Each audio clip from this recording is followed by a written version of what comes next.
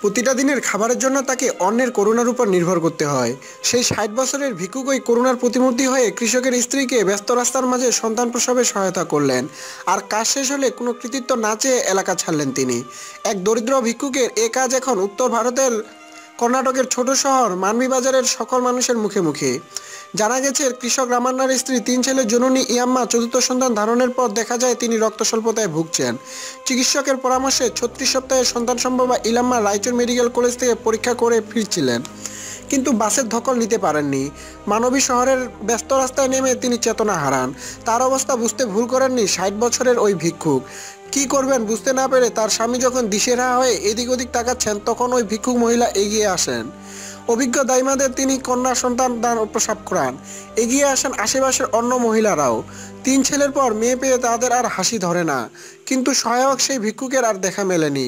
ভিড় কেটে গেলে তিনিও অদৃশ্য হয়ে যান।